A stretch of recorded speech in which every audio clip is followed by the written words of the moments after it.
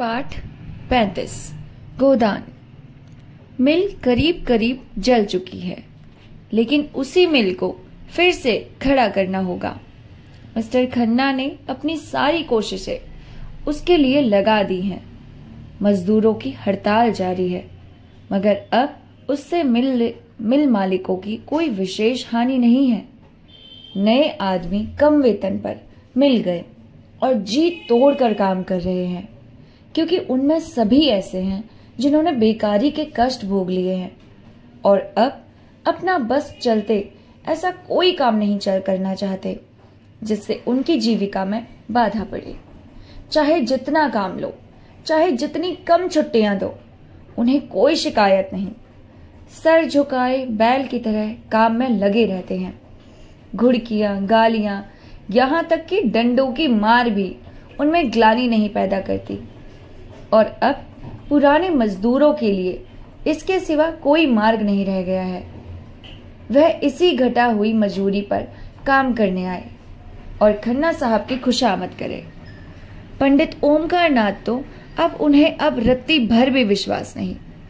उन्हें वे अकेले दुकेले पाए तो शायद उनकी बुरी गति बन पाए, पर पंडित जी बहुत बचे हुए रहते हैं। चिराग जलने के बाद अपने कार्यालय से बाहर नहीं निकलते और अफसरों की खुशामद करने लगे हैं। मिर्जा खुर्शीद की धाक अब ज्यों की त्यों है, लेकिन मिर्जा जी अब बेचारों का कष्ट और उनके निवारण का अपने पास कोई उपाय न देखकर दिल से चाहते हैं कि सब के सब बेहाल हो जाएं। मगर इसके साथ ही नए आदमियों का कष्ट ख्याल करके जिज्ञासाओं से यही कह दिया करते हैं कि जैसी इच्छा हो वैसा करो। मिस्टर खन्ना ने पुराने आदमियों को फिर नौकरी के लिए इच्छुक देखा तो और भी अकड़ गए। हालांकि वह मन में चाहते थे कि इस वेतन पर पुराने आदमी नयों से कहीं अच्छे हैं। नए आदमी अपना सारा जोर लगाकर भी पुराने आदमियों के बराबर काम न कर सकते थे।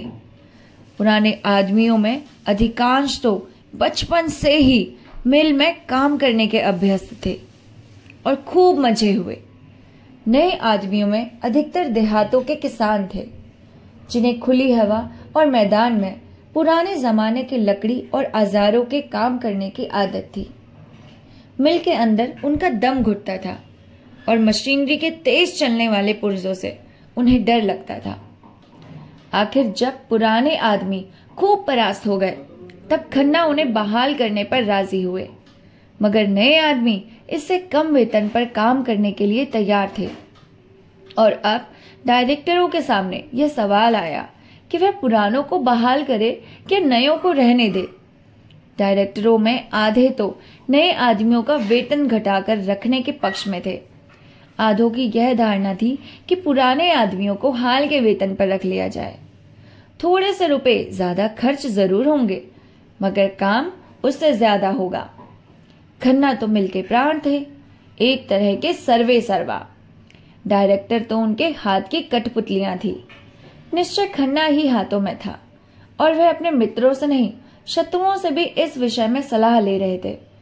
सबसे पहले तो उन्होंने गोविंदी की सलाह ली, जब से मालती की ओर से उन्हें निराशा हो गई थी और गोविंदी को मालूम हो गया था कि मेहता जैसा विद्वान और अनुभवी और ज्ञानी आदमी मेरा कितना सम्मान करता है और मुझसे किस प्रकार की साधना की आशा रखता है। तब से दंपत्ति में स्नेह फिर जाग उठा था। स्नेह मत कहो, मगर सहचार्य तो था ही। आपस में वह जलन और अशांति न थी, बीच की दीवार टूट गई थी। मालती के रंग ढंग की भी काया पलट होती जाती थी। मेहता का जीवन अब तक स्वाध्याय और चिंतन में गुजरा था और सब कुछ कर चुकने के बाद और आत्मवाद और आत्मानवाद की खूब छानबीन कर लेने पर वह इसी तत्व पर पहुंच जाते थे कि प्रकृति और निवृत्ति दोनों के बीच में जो सेवा मार्ग है, चाहे उसे कर्मयोग कहो या वही जीवन के सार्थक कर सकता है, वही जीवन को ऊंचा और पवित्र बना सकता है। किसी सर्वज्ञ ईश्वर में इतना विश्वास न था, यद्यपि वे अपनी नास्तिकता को प्रकट न करते थे। इसलिए इस विषय में निश्चित रूप से कोई मत स्थिर करना वो अपने लिए असंभव समझते थे। पर यह धारणा उनके मन में दृढ़ हो गई थी कि प्राणियों के जन्म मरण, सुख दुख, पाप पुण्य में कोई ईश्वरीय विद्वान नहीं है। उनका ख्याल था कि मनुष्य ने अपने अहंकार में अपने को इतना महान बना लिया है कि उसके हर एक काम की प्रेरणा ईश्वर की ओर से होती है। इसी तरह टिड्डियां भी ईश्वर को उत्तरदायी ठहराती होंगी, जो अपने मार्ग में समुद्र आ जाने पर अरबों की संख्या में नष्ट हो जाती है। मगर ईश्वर के ये विधान इतने अज्ञेय हैं कि मनुष्य की समझ में नहीं आते, और उन्हें मानने से ही मनुष्य को क्या संतोष मिल सकता है। ईश्वर की कल्पना का एक ही उद्देश्य उनकी समझ में आता था, वह था मानव जाति की एकता। एकमवाद का सर्ववात्म या अहिंसा तत्व को वह आध्यात्मिक दृष्टि से नहीं, भौतिक दृष्टि से देखते थे। यद्यपि इन तत्वों का इतिहास के किसी काल में भी आधिपत्य नहीं रहा, फिर भी मनुष्य जाति के सांस्कृतिक विकास में उनका स्थान बड़े महत्व का है। मानव समाज की एकता में मेहता का दृढ़ विश्वास था, मगर इस विश्वास के लिए उन्हें ईश्वर तत्व को मानने की जरूरत न मालूम होती थी। उनका मानव प्रेम इस आधार पर अवलंबित न था कि प्राणी मात्र में एक आत्मा का विनाश है। द्वैत और अद्वैत का व्यापारिक महत्व के सिवा और कोई उपयोग न समझते थे, और यह व्यापारिक महत्व उनके लिए मानव जाति को एक दूसरे के समीप लाना, आपस में भेदभाव को मिटाना, भातृभाव के भाव को दृढ़ करना ही था। यह एकता अनभिज्ञता और आत्मा में इस तरह जम गई थी कि उनके लिए किसी आध्यात्मिक आधार की सृष्टि उनकी दृष्टि में व्यर्थ थी। एक बार इस तत्व को पाकर वह शांत न बैठ सकते थे। स्वार्थ से अलग अधिक से अधिक काम करना उनके लिए आवश्यक हो गया था। इसके बगैर उनका चित्त शांत न हो सकता था। यश, लोभ या कर्तव्य पालन के भाव उनके मन में आते ही नहीं थे। इसकी तुच्छता ही उन्हें इससे बचाने के लिए काफी थी। सेवा ही अब उनका स्वार्थ होता जाता था, और उसकी उदार वृत्ति का असर अज्ञात रूप से मालती पर भी पड़ता था। अब तक जितने मर्द उसे मिले, सभी ने उनकी विलास वृत्ति से ही उकसाया। उसकी त्याग वृत्ति दिन दिन क्षीण होती जाती थी, पर मेहता के संसर्ग में आकर उसकी त्याग भावना सजग हो गई। सभी मनस्वी प्राणियों की यह भावना छिपी रहती और प्रकाश पाकर चमक उठती है। आदमी धन या नाम के पीछे पड़ा रहता है तो समझ लो कि अभी तक वह किसी परिष्कृत आत्मा के संपर्क में नहीं आया।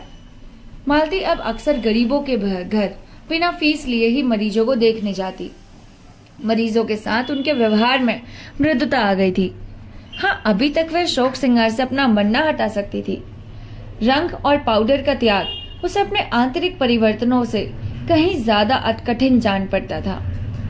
इधर कभी कभी दोनों देहातों की ओर चले जाते और किसान के साथ 2-4 घंटे रहकर उनके झोपड़ों में रात काटकर उन्हीं का सा भोजन करके अपने को धन्य समझते। एक दिन वे सेमरी पहुंच गए और घूमते घूमते बिलारी जा निकले। होरी द्वार पर बैठा चीलम पी रहा था। मालती और मेहता आकर खड़े हो गए। मेहता ने होरी को देखते ही पहचान लिया और बोला, यही तुम्हारा गांव है? याद है हम लोग राय साहब के यहाँ आए थे, तुम धनुष यज्ञ की लीला में माली बने थे। होरी की स्मृति जाग उठी, पहचाना और पटेश्वरी के घर की ओर कुर्सियां लाने चला। मेहता ने कहा, कुर्सियों का कोई काम नहीं, हम लोग इसी खाट पर बैठ जाते हैं। यहाँ कुर्सी पर बैठने नहीं, तुमसे कुछ सीखने आए हैं। दोनों खाट पर बैठे। होरी हद बुद्धि सा खड़ा था। इन लोगों की क्या खातिर करे? बड़े बड़े आदमी हैं, उनकी खातिर करने लायक उसके पास है ही क्या? आखिर उसने पूछा, पानी लाऊं? मेहता ने कहा, हाँ, प्यास तो लगी है। कुछ मीठा भी लेता आऊं? ले आओ, अगर घर में हो। होरी घर में मीठा और पानी लेने गया। तब तक गांव के बालकों ने आकर इन दोनों आदमियों को घेर लिया और लगे निखरने, मानो चिड़िया के अनोजे जंतु आए हों। सिल्लू बच्चों को लिए किसी काम से जा रही थी। इन दोनों आदमियों को देखकर कुतूहलवश ठिठक गई। मालती ने आकर उसके बच्चों को गोद में लिया और प्यार करती हुई बोली, कितने दिनों का है? सिल्लो को ठीक मालूम ना था। एक दूसरी औरत ने बताया, कोई साल भर का होगा। क्यों नहीं? सिल्लो ने समर्थन दिया। मालती ने विनोद किया, प्यारा बच्चा है, इसे हमें दे दो। सिल्लो ने गर्व फूल कर कहा, आप ही का तो है, तो मैं इसे ले जाऊं? ले जाइए, आपके साथ रहकर आदमी हो जाएगा। गांव की और महिलाएं आ गई और मालती और होरी के घर में ले गई। यहाँ मर्दों के सामने मालती से वार्तालाप करने का अवसर उन्हें ना मिला। मालती ने देखा खाट बिछी है, उस पर एक दरी पड़ी है जो पट्टेश्वरी के घर से मांगी आई थी। मालती जाकर बैठी। संतान रक्षा और शिशु पालन की बातें होने लगी। औरतें मन लगाकर सुन रही थी। धनिया ने कहा, यहाँ सब सफाई और संयम कैसे होगा सरकार? भोजन तक का तो ठिकाना नहीं। मालती ने समझाया, सफाई में कुछ खर्च नहीं, केवल थोड़ी सी मेहनत और होशियारी से काम चल सकता है। दुलारी ने पूछा, यह सारी बातें तुम्हें कैसे मालूम हुई सरकार? आपका तो अभी ब्याह ही नहीं हुआ। मालती ने मुस्कुराकर पूछा, तुम्हें कैसे मालूम हुआ कि मेरा ब्याह नहीं हुआ? सभी स्त्रियां मुंह फेरकर मुस्कुराई।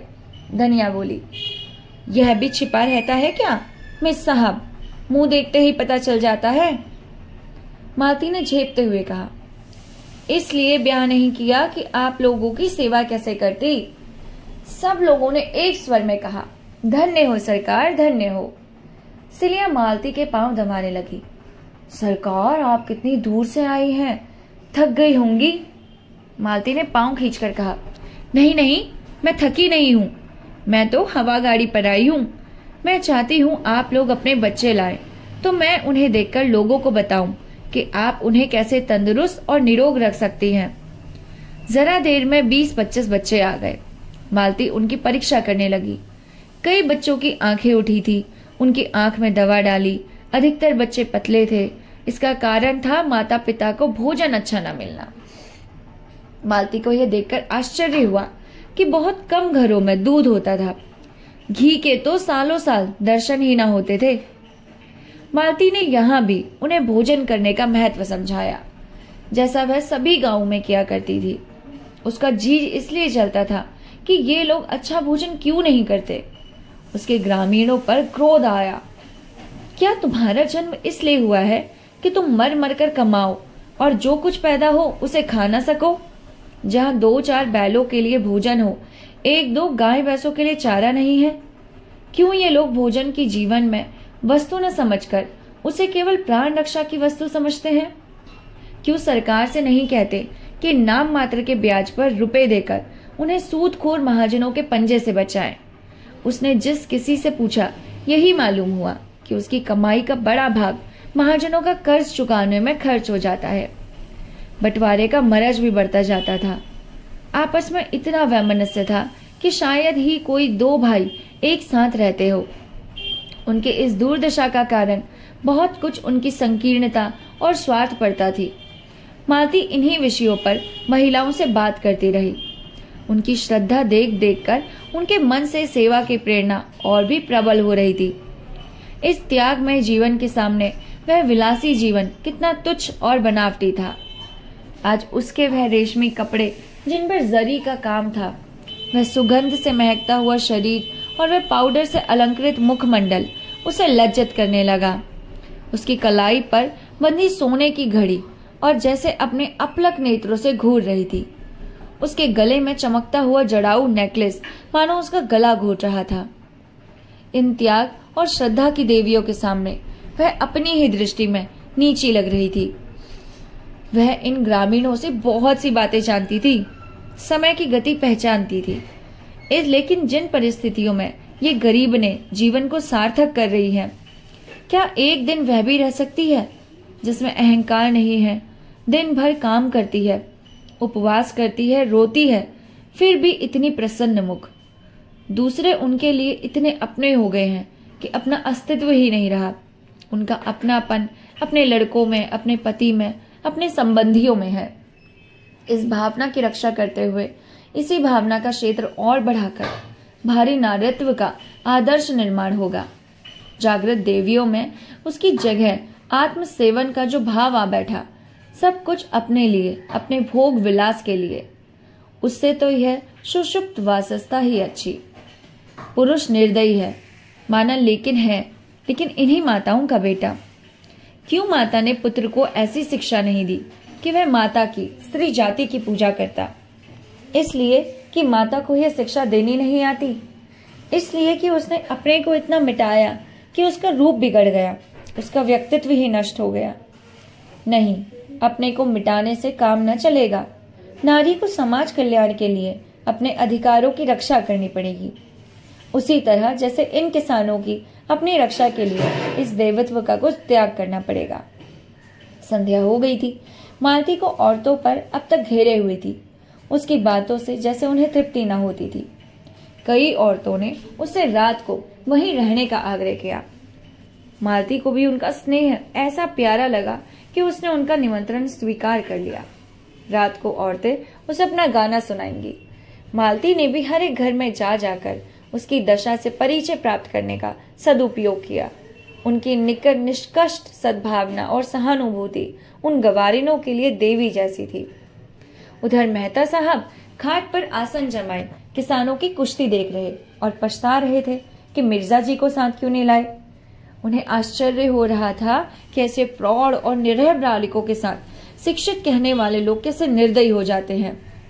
अज्ञान की भांति ज्ञान भी सरल, निष्कपट और सुनहरे स्वप्न देखने वाला होता है।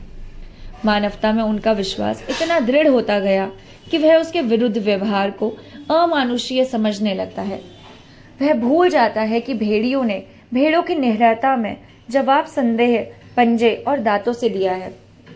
वह अपना एक आदर्श संसार बनाकर उसको आदर्श मानवता से आबाद करता है और उसी में मग्न रहता है।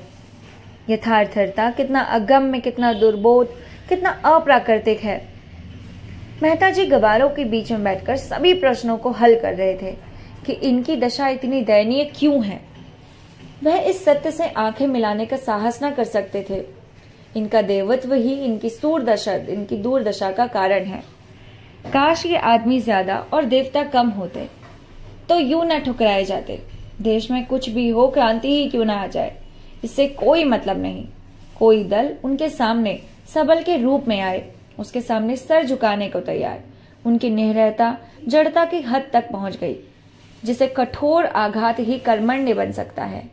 उसकी आत्मा जैसे चारों ओर से निराश होकर अब अपने अंदर ही टांगे तोड़कर बैठी है। उसमें जीवन की चेतना जैसे लुप्त हो गई है। संध्या हो गई थी। जो लोग अब तक खेतों में काम कर रहे थे वे भी दौड़े चले आए। उसी समय मेहता ने मालती को गांव की औरतों के साथ तल्लीन होकर एक बच्चे को गोद में लिए देखा, मानो वह उन्हीं में से एक हो। मेहता का दिल बहुत खुश हो गया। मालती ने एक प्रकार से अपने को मेहता पर अर्पण कर दिया। इस विषय में मेहता को अब कोई संदेह नहीं था, मगर अभी तक उनके दिल में मालती के प्रति वह उत्कट भावना जागृत न हुई थी, जिसके बिना विवाह का प्रस्ताव करना उनके लिए हास्यजनक था। मालती बिना बुलाए मेहमान की भांति उनके द्वार पर आकर खड़ी हो गई थी और मेहता को उनका स्वागत करना था। इसमें प्रेम का भाव न था, केवल पुरुषत्व का भाव था। अगर मालती उन्हें यह योग्य समझती है उन पर अपनी कृपा दृष्टि फेरे, तो मेहता उसकी इस कृपा दृष्टि को अस्वीकार नहीं कर सकते।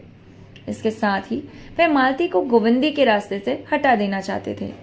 वो जानते थे मालती जब तक आगे अपना पाँव न जमा लेगी वह पिछला पाँव न उठाएगी। वे जानते थे मालती के साथ छल करके वे अपनी नीचता का परिचय दे रहे हैं। इसके लिए उनकी आत्मा बराबर उन्हें धिक्कारती रही थी, मगर जैसे जैसे वह मालती को निकट से देखते उनके मन में आकर्षण बढ़ता जाता। रूप का आकर्षण पर उन पर कोई असर न कर सकता था, यह गुण का आकर्षण था। वह ये जानते थे जिसे सच्चा प्रेम कह सकते हैं केवल एक बंधन में बंध जाने के बाद ही पैदा हो सकता है। इसके पहले जो प्रेम होता है वह तो रूप की आसक्ति मात्र है, जिसका कोई टिकाव नहीं। मगर इसके पहले यह निश्चय तो कर लेना ही था कि जो पत्थर साहचर्य के खराद पर चढ़ेगा उसमें खरादे जाने की क्षमता है भी या नहीं। सभी पत्थर तो खराद पर चढ़कर सुंदर मूर्तियां नहीं बनाए जाते। इतने दिनों में मालती ने उनके हृदय के भिन्न भिन्न भागों में अपनी रश्मियां डाली थी और अभी तक वे केंद्रित होकर उस ज्वाला के रूप में फूट पड़ी थी, जिससे उनका सारा असत प्रज्वलित हो गया। आज मालती ने गांव में मिलकर सादे भेदभाव को मिटाकर इन रश्मियों को मानो केंद्रित कर लिया और आज पहली बार मेहता को मालती के एकात्मता का अनुभव हुआ। जो ही मालती गांव का चक्कर लगाकर लौटी, उन्होंने उन्हें साथ लेकर नदी की ओर प्रस्थान किया। रात यहीं काटने का निश्चय हो गया। मालती का कलेजा आज ना जाने क्यों धक धक करने लगा। मेहता के मुख पर आज उसे एक विचित्र ज्योति और इच्छा जलती हुई नजर आई। नदी के किनारे चांदी का फर्श बिछा हुआ था और नदी रत्न जटिल आभूषण पहने मीठे स्वर में गाती चांद की ओर, तारों की ओर सर झुकाए नींद में माते वृक्षों को अपना नृत्य दिखा रही थी। मेहता प्रकृति की उस मादक शोभा में जैसे मस्त हो गए, जैसे उनका बालपन अपनी सारी क्रीड़ाओं के साथ लौट आया हो। बालू पर कई कुलाटे मारी, फिर दौड़े हुए नदी में जाकर घुटने तक पानी में खड़े हो गए। मालती ने कहा, पहाड़ी में ना खड़े हो, ठंड लग जाएगी। मेरा तो जी चाहता है नदी के उस पार तैरकर चले जाऊं। नहीं नहीं, पानी से निकल आओ, मैं नहीं जाने दूंगी। तुम मेरे साथ नहीं चलोगी उस बस्ती में जहां सपनों का राज्य है? मुझे तो तैरना ही नहीं आता। अच्छा, जाओ एक नाव बनाते हैं और उस पर बैठ कर चलते हैं। वो बाहर निकल आए। आसपास बड़ी दूर तक झाऊ का जंगल खड़ा था। मेहता ने जेब से चाकू निकाला, बहुत सी टहनियां काटकर जमा की। कगार पर सरपत के जूट खड़े थे। ऊपर चढ़कर सरपत का एक गट्ठा काट लाए। वही बालू के फर्श पर बैठकर सरपत की रस्सी बटने लगे। ऐसे प्रसन्न थे मानो स्वर्ग रोहण की तैयारी कर रहे हैं। कई बार उंगलियां चिर गई, खून निकला। मालती बिगड़ रही थी, बार बार गांव लौटने के लिए आग्रह कर रही थी, पर उन्हें कोई परवाह न थी। वही बालकों का सा उल्लास था, वही अल्लड़पन, वही हट। दर्शन और विज्ञान सभी इस प्रवाह में बह गए। रस्सी तैयार हो गई। झाऊ का बड़ा सा तख्त बन गया। टहनियां दोनों सरों पर रस्सी की जोड़ दी गई। उनके छिद्रों में झाऊ की टहनियां भर दी गई, जिससे पानी ऊपर न आए। नौका तैयार हो गई। रात और भी स्वप्निल हो गई। मेहता ने नौका को पानी में डालकर मालती का हाथ पकड़कर कहा, आओ बैठो। मालती ने सशंक होकर कहा, 2 आदमियों का बोझ संभाल लेगी? जिस तरी पर हम बैठे लोग जीवन यात्रा कर रहे हैं, वह इससे कई निसार है। मालती, क्यों डर रही हो? डर किस बात का, जब तुम साथ हो? सच, अब तक मैंने बगैर किसी सहायता के बाधाओं को जीता है।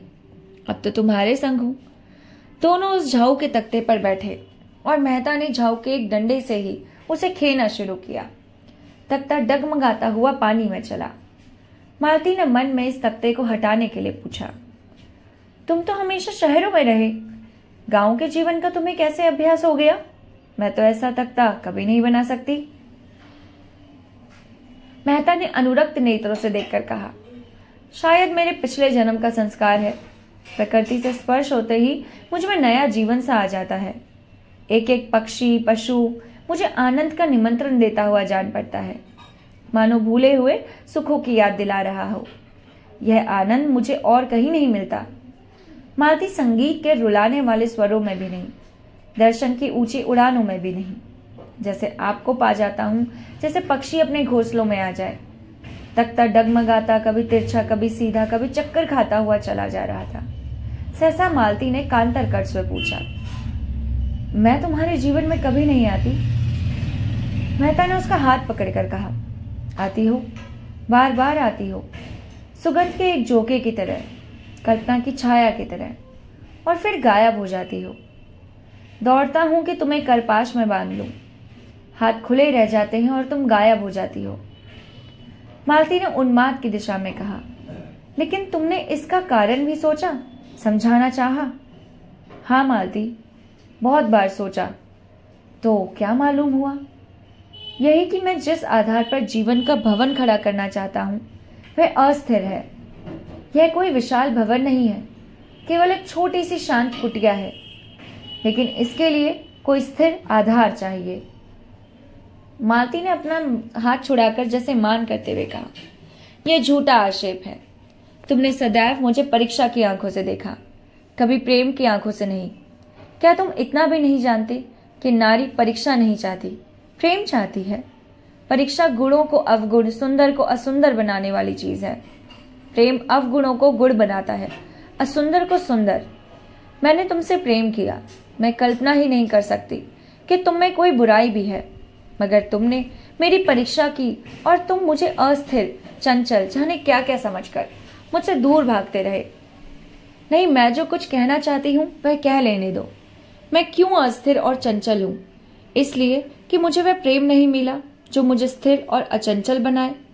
अगर तुमने मेरा जीवन उसी तरह आत्मसमर्पण किया होता जैसे मैंने तुम में किया है, तो आज मुझ पर यह आक्षेप न रखते।